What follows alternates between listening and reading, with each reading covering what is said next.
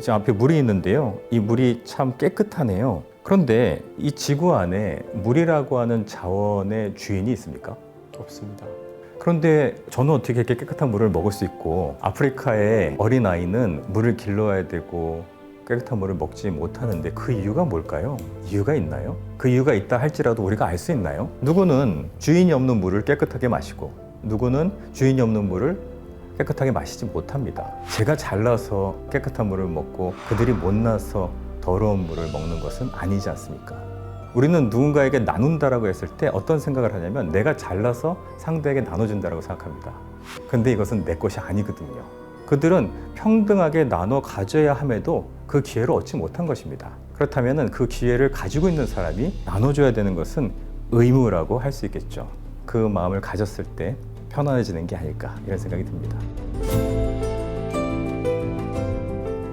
붓다와의 마음 수업 책에 보면 외로울지라도 무소의 뿔처럼 혼자서 가라 라는 구절이 나옵니다. 익숙한 구절이네요. 네. 근데 사실 교수님처럼 수행을 많이 하시거나 혹은 관심이 있어서 직접 수행을 하러 들어가시거나 뭐 이런 분들이 아니라면 이 혼자 있음 상태를 경험하기가 살면서 거의 없다고 봐도 뭐 아침에 일어나서 회사 갔다가 뭐 일하고 퇴근하면 또 집에 가족들이 있고 아이 있고 뭐 재우고 뭐 하고 나면 약간 나만의 시간조차도 거의 확보하기 힘든. 맞습니다. 예.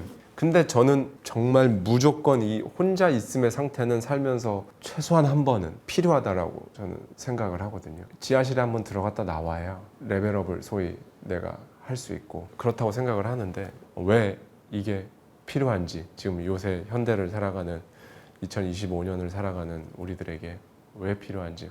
스타니파타라고 하는 경전에 나오는 그 경구를 기억을 합니다. 소리에 놀라지 않는 사자와 같이 그물에 걸리지 않는 바람과 같이 물에 때묻지 않는 연꽃과 같이 무수의 불처럼 혼자서 가라. 여기에서 소리에 놀라지 않는 사자와 같이 라고 하는 표현은 두려움을 갖지 말라는 얘기입니다. 그물에 걸리지 않는 바람과 같이 라고 하는 표현은 어디에 구속되지 말고 자유롭게 물에 때묻지 않는 연꽃과 같이 라고 하는 것은 청정하게, 다시 말해 이것은 혼자 지내라, 개인주의적으로 혼자 살아라 라고 하는 것보다는 수행자의 자세와 태도를 이야기한다라고 볼 수 있습니다. 어디에 구속받지 말고 자유롭게 두려움 내지 말고 청정한 삶을 유지해라. 그 안에서 너 자신을 성장시켜라. 아마 지금 대표님께서 말씀하신 것처럼 지하실에 한번 가가지고 개인적 생활을 좀 해보고 나와야 뭔가 삶에 있어서에 대한 것을 한번 되새겨볼 수 있고 의지처가 될 수 있다라고 말씀하신 것은 내가 정말 나를 의지처로 삼아서 두려움 없이 자유롭게 청정하게 살아갈 수 있는가 없는가에 대한 판단과 사고를 하실 수 있었기 때문에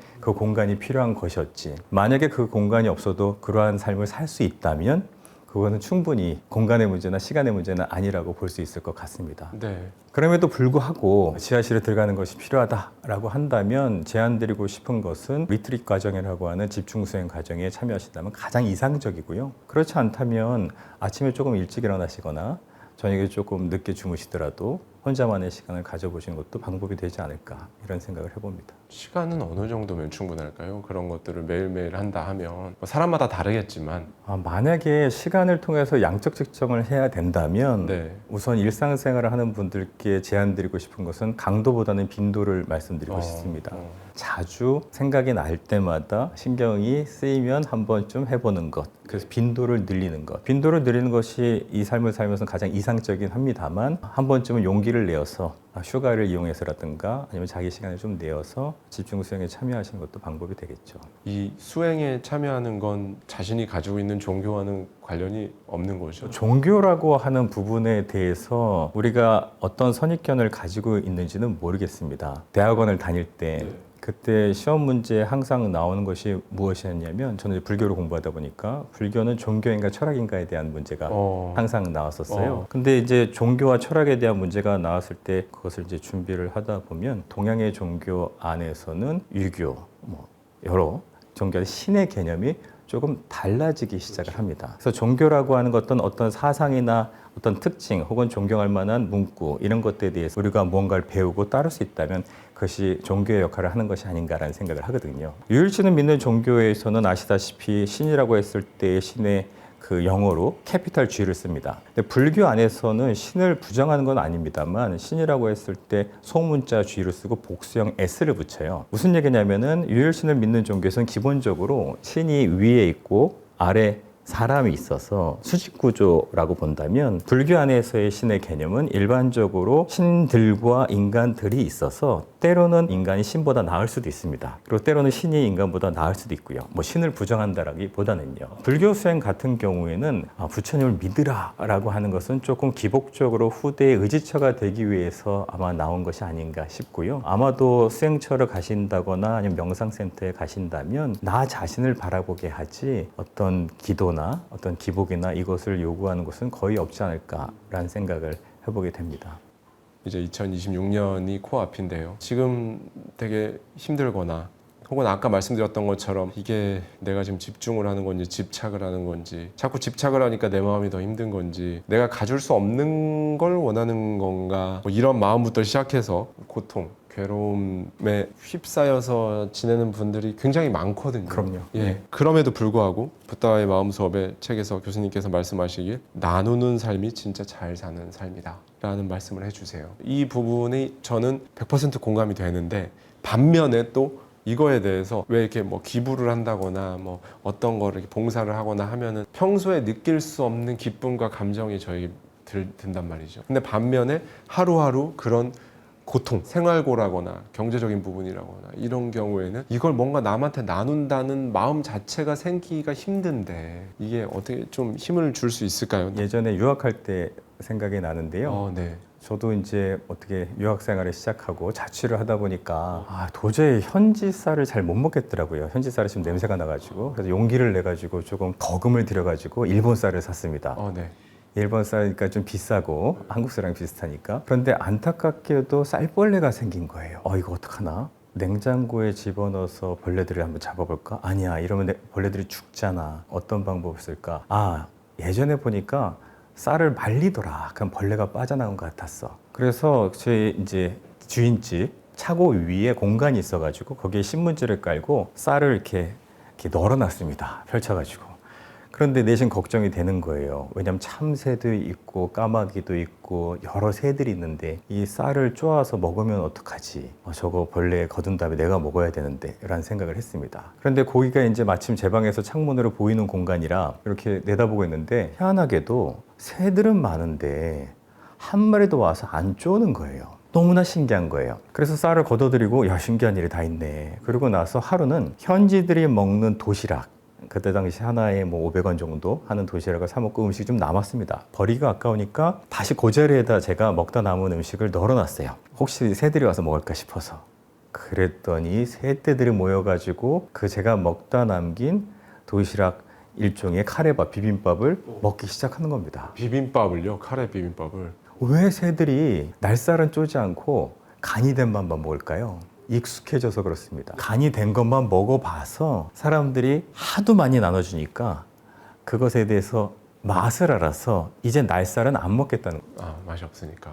예. 제가 있었던 스리랑카 혹은 수행처에 있었던 미얀마 같은 경우에는 우리가 경제적 기준으로 봤을 때는 상대적으로 훨씬 더 우리가 부국이라는 생각을 합니다. 하지만 어떤 것이 더 잘 사는 것인지에 대한 생각을 한번 해보게 되더라고요. 심지어 동물도 날쌀을 먹지 않고 간이 된 것만 먹는다. 하루는 길을 가는데 좀 아까 말씀드렸던 그 도시락을 한가득 담아가지고 어떤 사람이 지나가면서 거지들에게 나눠주는 거예요. 그것을 보고 있었는데 친구가 이렇게 얘기하더라고요. 저 사람 오늘 생일이야. 누구? 거지? 네가 거지가 생일인지 어떻게 알아? 아니, 저 지금 도시락 나눠주는 사람. 전 그때 약간 충격을 받았습니다. 생일이면 받는 건 줄 알았는데 생일이 되니까 나눠주는 거예요. 생일이 되어서 그것을 기념하기 위해서 어려운 사람들을 돕는다. 정말 멋있다. 그래서 이제 친구들 사이에서 그런 문화를 좀 일으키자라고 해서 한인사회 이야기를 하기도 하고 했던 기억이 납니다. 물론 불교하면 우리가 무소유를 얘기합니다. 하지만 부처님 경우에 제가자 일반인들에게 무소유를 주장하시진 않으셨어요. 많이 벌어라. 왜? 있어야 나눠줄 수 있다. 단 조건을 제안하셨습니다. 마치 벌꿀처럼 열심히 일해라. 그래서 많은 부를 축적해라. 단 벌꿀의 비유를 든 이유는 벌꿀은 열심히 일하지만 꽃을 다치게 하지 않는다. 열심히 일하고 부를 축적하는 것을 부정하는 것이 아니라 부를 축적하는 과정에서 주변의 동료라든가 아니면 함께하는 사람들에게 상처를 줘서는 안 된다는 이야기죠. 지금 앞에 물이 있는데요. 이 물이 참 깨끗하네요. 그런데 이 지구 안에 물이라고 하는 자원의 주인이 있습니까? 없습니다. 그런데 저는 어떻게 이렇게 깨끗한 물을 먹을 수 있고 아프리카의 어린아이는 물을 길러야 되고 깨끗한 물을 먹지 못하는데 그 이유가 뭘까요? 이유가 있나요? 그 이유가 있다 할지라도 우리가 알 수 있나요? 불교 안에서 뭐 전생에 선업을 짓고 뭐 전생에 악행을 해서 너무 무책임한 얘기입니다. 그것에 대해서 사실인지 것인지 모르니까요. 누구는 주인이 없는 물을 깨끗하게 마시고 누구는 주인이 없는 물을 깨끗하게 마시지 못합니다. 제가 잘나서 깨끗한 물을 먹고 그들이 못나서 더러운 물을 먹는 것은 아니지 않습니까? 그들이 뭘 잘못했습니까? 우리는 누군가에게 나눈다라고 했을 때 어떤 생각을 하냐면 내가 잘나서 상대에게 나눠준다라고 생각합니다. 근데 이것은 내 것이 아니거든요. 자연엔 주인이 없으니까요. 그들은 평등하게 나눠 가져야 함에도 그 기회를 얻지 못한 것입니다. 그렇다면 그 기회를 가지고 있는 사람이 나눠줘야 되는 것은 의무라고 할 수 있겠죠. 물론 이타심에 대해서 다른 사람에 대해서 생각하는 것에 대해서는 종교, 철학, 진화 심리학, 경제학 등등에서 많은 논의가 있을 것 같습니다. 그런데 그것을 다 떠나서 우리는 함께 나눠야 됩니다. 그것은 내가 주인이 아니니까요. 만약에 내가 그것을 먼저 누리고 있다면 누리지 못한 사람에게 기회를 줘야 되겠죠. 그것이 아마 우리가 가지게 되는 이타심, 다른 사람을 배려하는 것이 아닐까 싶고 우리는 혼자서 무인도에 사는 것이 아니기 때문에 그 마음을 가졌을 때 편안해지는 게 아닐까 이런 생각이 듭니다. 교수님, 책에 보면 행복은 불행을 조건으로 한다라는 말이 굉장히 인상 깊었는데요. 행복이란 결국 마음의 평온이라고 하셨어요. 일상에서 정말 수많은 담론들이 행복은 무엇인가, 어떻게 행복을 느낄 수 있는가, 행복하다, 나는 행복하지 않다, 엄청난 담론들이 쏟아지는 이 주제인데요. 일상에서 이 마음을 키울 수 있는 작은 습관이 있을까요? 불행을 조건으로 한다는 이 행복, 어떻게 생각하시는지 말씀해 주시면 좋을 것 같습니다. 안타깝지만 현실이라고 봐야 되겠죠.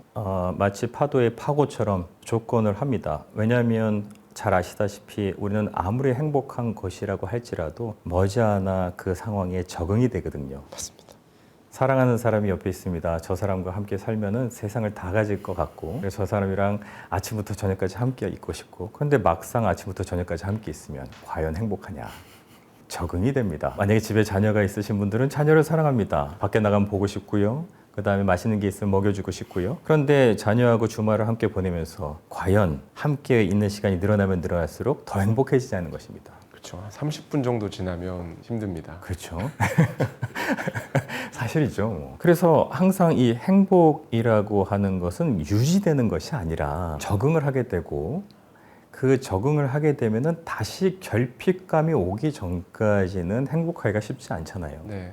30분 지나면 힘들다가 밖에 또 나와가지고 친구가 불러가지고 나와가지고 친구들이랑 이런저런 얘기하고 있는 동안에 또 보고 싶어요. 들어와가지고 또 보고 있으면서 30분 지나면 피곤해지고 이처럼 적응, 결핍, 충족을 통한 행복, 다시 적응, 또 결핍감이 오기 전까지는 행복을 잊지 못하고 끊임없는 파고를 이루는 파도처럼 저희는 그것을 반복하죠. 그러다 보니 우리는 압니다. 불행해야 행복해진다는 것을. 그리고 또 행복해지면 다시 불행해진다는 것을 알고 있습니다. 문제는 과연 우리가 이야기하는 행복이라고 하는 것이 그런 감각적인 즐거움의 상태를 행복이라고 얘기해야 될 것이냐 아니면 이런 파고를 벗어난 것을 진정한 행복이라고 얘기해야 될 것이냐라고 했을 때는 불교에서는 이런 조건적인 것보다는 평온함을 유지하는 상태 이것을 행복이라고 봅니다. 이 평온함에 대해서는 파알리어로 원어가 우페카라고 하는데요. 이 단어를 한번 분석해 볼 필요가 있을 것 같아요. 이 우페카라고 하는 단어는 가까이 다가가서 본다는 얘기예요. 네. 평온한데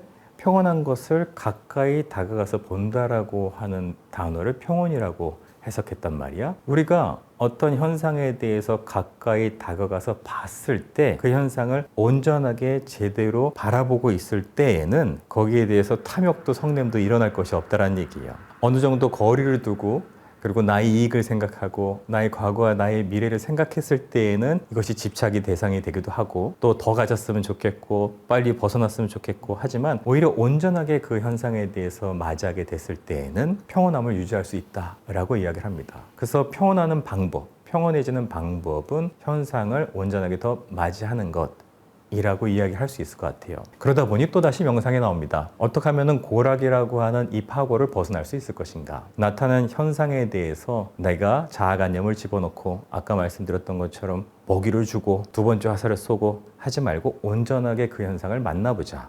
그것이 진정 평온해질 수 있는 길이다. 네.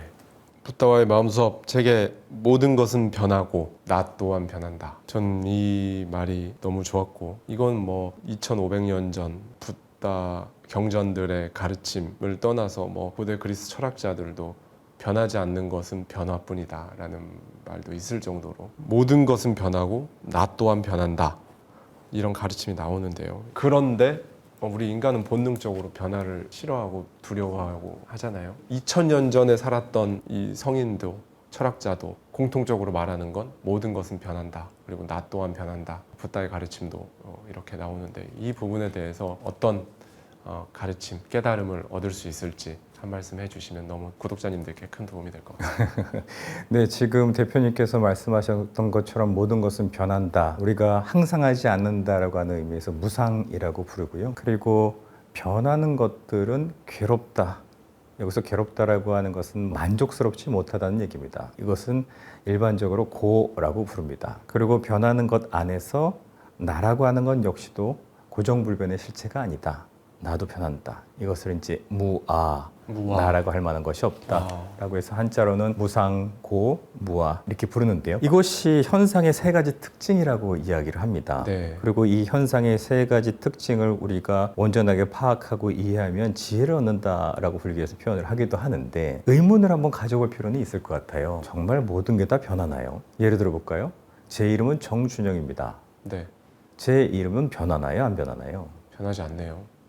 제가 계명을 하지 않는 한 변하지 않습니다. 네네. 물론 계명을 하면 변한다 이렇게 생각하시는 분도 계실 텐데요. 이 진리라고 하는 현상은 뭐뭐 한다면이란 조건을 붙여서 얘기할 수는 없습니다. 지금 이 순간에 경험되는 것만 이야기해야 하죠. 1 더하기 1은 2. 변하나요? 변하지 않죠. 그러면은 모든 것이 변하는 것은 아니네요. 여기에서 유념해야 될 부분이 있습니다. 컨셉과 리얼리티. 즉 개념과 실제에 대한 구분을 해야 하는 것이죠. 예를 들어서 우리가 마트에 갑니다. 마트에 갔더니 사과를 팔아요. 사과 5개에 10,000원. 사과를 고릅니까? 안 고릅니까? 고르죠. 어떤 것이 더 빨간지, 네. 어떤 것이 더 이쁘게 생겼는지, 어떤 것이 멍들지 않고 썩지 않았는지. 왜 고릅니까? 다 10,000원인데 하나에 다 2,000원씩인데. 개념은 하나에 2,000원씩이지만 실제하는 사과는 각자 다르기 때문이에요. 우리가 모든 것은 변한다라고 했을 때 이 부분에 대해서 첫 번째로 구분을 해야 되는 것은 개념과 실제입니다. 개념은 우리가 만든 약속이기 때문에 그 약속을 바꾸지 않는 한 변하지 않을 수도 있습니다. 네. 그런데 여기에서 모든 것은 변한다라고 할 때 이 변화는 실제하는 현상들을 이야기하는 것이죠. 그럼 다시 또 한번 질문을 한다면 실제하는 현상들에 대해서 변하지 않는 것이 있는가라고 했을 때는 없다라고 얘기하기가 쉽지 않습니다. 그럼 이것은 사실에 가깝다라는 것이죠. 네. 세상의 모든 현상들은 변하고 있는데 저도 나이 들고 있고 모두가 나이 들고 있고 계절도 변하고 물론 외적 세계를 얘기하는 것뿐만 아니라 내적 세계를 이야기하는 것이기도 합니다만 말씀하셨듯이 우리의 바람은 안 변하길 바랍니다. 네. 안 변하길 바라니 이것이 만족스러우냐 만족스럽지 못하느냐. 나는 변하지 않길 바라는데 세상은 자꾸 변해요. 저는 불만족스러울 수밖에 없겠죠. 네. 이것을 불교에서는 괴로움이라고 표현을 하는 겁니다. 괴로움이라고 했을 때 우리가 갖는 경험적 통증이라든가 아픔, 슬픔을 괴로움이라고 이야기하는 것이 아니라 변화한다라고 하는 전반적인 속성이 만족스럽지 못하다. 이것을 괴로움이라고 부르는 것입니다. 그런데 맨 마지막 세 번째 단계에 가가지고 그럼 나는 변하냐 안 변하냐? 나도 변합니다. 끊임없이 변합니다. 모든 것은 변한다라고 해놓고 그 모든 것에 나를 배제시킬 수는 없지 않습니까? 이것을 현상의 세 가지 특성, 무상, 고, 무아라고 부르고 이 세 가지 특성에 대해서 아는 것이 필요하다. 현상은 이렇게 돌아가고 있는데 그리고 이것은 실제하는 현상의 특징인데도 불구하고 우리는 변하는 것에 대해서 변하지 않길 바라고 그 안에서 나라고 하는 고정관념을 더욱더 강화시켜서 거기에 매달려서 집착하고 있구나. 그래서 제한되는 수행 방법이 윗바사나라는 수행 방법이기도 합니다. 마인드풀니스를 이용해서 내 안에서 나타나는 정서, 경험, 체험들 역시도 계속 변화하고 있다는 사실을 알아차리고 그것을 경험하게 하는 수행이 되겠죠.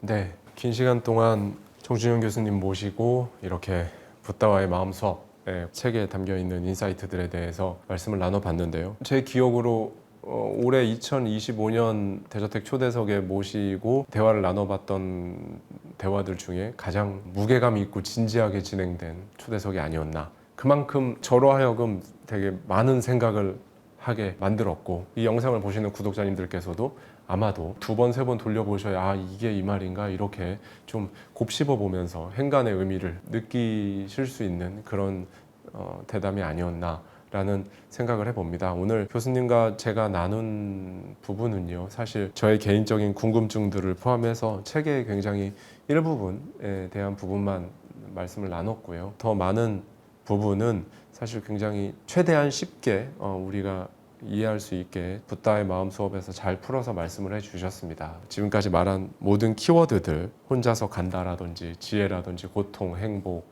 두려움 이런 것들부터 그 다음에 명상에 관한 것들까지 다 이 책에 굉장히 와닿게 쓰여 있으니까요. 마음이 어렵거나 힘들거나 또는 변화를 하고는 싶지만 쉽지 않다거나 여러 방면에서 고군분투하고 계신, 또 고군분투하고자 하는 저희 구독자님들께서 한 번쯤 읽어보신다면 너무나 큰 힘이 될 책이라고 저는 생각합니다. 오늘 긴 시간 동안 이렇게 귀한 말씀 나눠주셔서 다시 한번 감사합니다. 교수님 감사합니다. 고생 많으셨습니다.